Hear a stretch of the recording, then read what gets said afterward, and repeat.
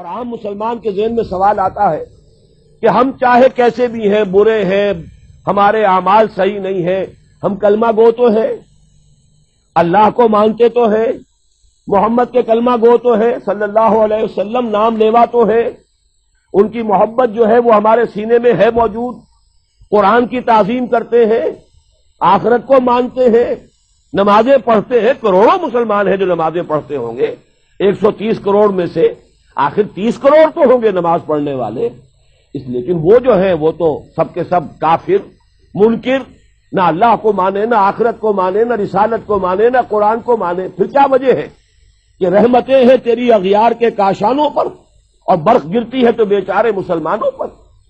اللہ کا ایک قانون عذاب ہے، ایک قانون کے تحت ہوتا ہے جو کچھ ہوتا ہے، اللہ کا ضابطہ ہے۔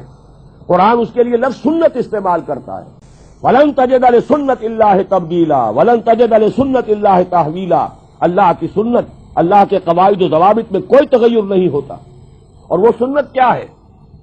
کافروں پر عذاب اس دنیا میں صرف اس صورت میں آتا تھا کہ کوئی رسول آئے اور ان میں اتمام حجت کر دے، پھر اگر وہ بحیثیت مجموعی وہ قوم رسول کا انکار کرے تو اس قوم کو ختم کر دیا جاتا تھا، جیسے کہ حضرت نوح، حضرت ہود، حضرت صالح، حضرت شعیب، حضرت لوط اور آل فرعون، ان کا تذکرہ قرآن مجید میں سمجھتا ہوں کم سے کم 10 مرتبہ آیا ہے۔ یہ میں بہرحال حساب کر کے تو نہیں کہہ رہا، میرا اندازہ ہے کہ 10 مرتبہ یقیناً ان 6 اقوام کا تذکرہ ہے۔ اور اس کے حوالے سے یہ قانون سمجھ لیجئے، جس قوم کی طرف رسول بھیجا گیا اس قوم نے بحیثیت مجموعی رسول کی دعوت کو رد کر دیا، قوم ہلاک کر دی گئی۔ صرف رسول بچا لیے گئے اور ان کے ساتھی اہل ایمان بچا لیے گئے۔ اب ظاہر بات ہے کہ اب تو کوئی رسول آئیں گے نہیں، لہذا اس نوع کا عذاب کسی کافر قوم پر نہیں آئے گا قیامت تک، اس لیے کہ کافروں پر عذاب کے لیے یہی قاعدہ ہے۔ اب جو عذاب آئے گا ان پر جو عذاب ہے وہ آخرت کا عذاب ہے، اصل عذاب تو آخرت کا ہی ہے نا، اصل زندگی آخرت کی ابدی زندگی ہے۔ یہاں تو کیا ہے، قوم نوح ڈوب گئی، ختم ہو گئی، 2-4 ڈبکیاں دی ہوں گی، ہر آدمی نے جان نکل گئی، عذاب کیا آیا؟ اصل عذاب تو وہاں ہے جو آخرت کا ہوگا۔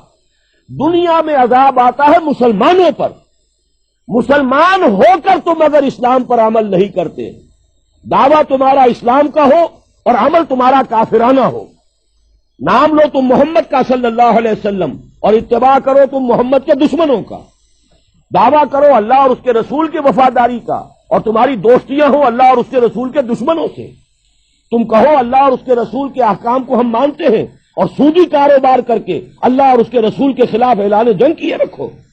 اصل عذاب دنیا میں مسلمانوں پر آتا ہے، جیسے کہ پہلے یہودیوں پر آیا، اس لیے کہ ہم سے پہلے کی مسلمان امت وہی تھی، جب تک حضور صلی اللہ علیہ وسلم کی بعثت نہیں ہوئی وہی امت تھی، موسیٰ کے ماننے والے، تورات کے ماننے والے یہودی، یہ امت مسلمہ تھی، لیکن ان پر کیسے کیسے عذاب آئے، نبوکدنضر کے ہاتھوں برباد کرایا گیا، کبھی پھر یونانیوں کے ہاتھوں تباہی آئی، کبھی رومیوں کے ہاتھوں تباہی آئی۔